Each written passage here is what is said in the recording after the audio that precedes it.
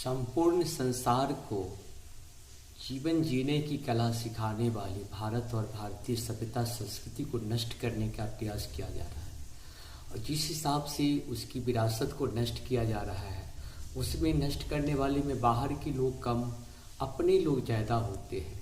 क्योंकि जितनी समस्या भारतीय संस्कृति को मिटाने में भारत में की जाती है, शायद दुनिया में इतना नहीं मिटाने के लिए किया जाता है। क्योंकि व्यक्तिगत स्वार्थ के कारण ही कभी न कभी वे, उनके पूर्वज भी सब कहीं न कहीं सनातन थे, हैं और रहेंगे भी। लेकिन व्यक्तिगत स्वार्थ के कारण आदमी अंधा होते जा रहा है।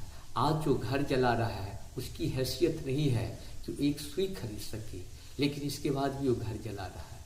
ये जो संसार में अभी चल रही है, उसको ये नहीं पता है अगर आज हम किसी का घर जलाते हैं तो कल मेरे ऊपर बम वर्षा भी हो सकती है।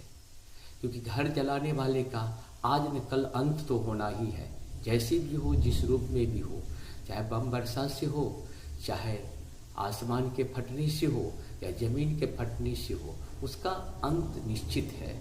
इसीलिए अगर हम किसी को कष्ट पहुंचाते हैं तो कष्ट खाने के लिए आपको हमेशा तैयार रहना पड़ेगा।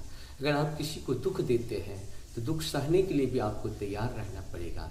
जीवन की यही धरा है। अगर आप मानवता की रक्षा के लिए अगर आप काम नहीं करते हैं तो आप भी कहीं न कहीं सुरक्षित नहीं है। अगर मानवता को खत्म करने के लिए अगर आप काम करते हैं तो अपने आप को कहीं न कहीं खत्म के उतने ही नज़दीक लेते जा रहे हैं। आने वाले कल में आप देखिएगा, ये तो युद्ध हमेशा था, हमेशा रहेगा। क्योंकि पहले भी दानव और मानव में लड़ाई हुआ करता था, आज आतंकवादी और मानवीय विचारधारा में लड़ाई है। और विचारधारा की लड़ाई हमेशा थी, हमेशा है और हमेशा रहेगा। अगर अंधकार है तभी प्रकाश का महत्व है, बुरे हैं तभी अच्छाई का महत्व है। इसीलिए दोनों हमेशा था, है और रहेगा। और जो भी घर जलाते हैं उनको ये नहीं पता है कि कल उनके ऊपर क्या होने वाला है। अगर उनके अंदर ये ज्ञान हो जाएगा कि मेरे ऊपर क्या होने वाला है तो शायद उसको नहीं करे। लेकिन है क्या, उसे भगवान प्रभु ने, उसे ईश्वर ने ज्ञान नहीं दिया है और वो कहीं न कहीं अपने लिए गड्ढा खोदते जा रहा है, बम बरसाने की कहीं न कहीं व्यवस्था करते जा रहा है। अगर आप किसी के ऊपर ईंट फेंकोगे तो आपके ऊपर कोई न कोई पत्थर फेंकने वाला जरूर हो जाएगा। ये ज्ञान की चीज़ है, ये विचार की चीज़ है, ये विवेक की चीज़ है, ये बुद्धि की चीज़ है। हम सबों को समझना पड़ेगा कि अगर हम नहीं समझे, मानव बनना बहुत मुश्किल काम है।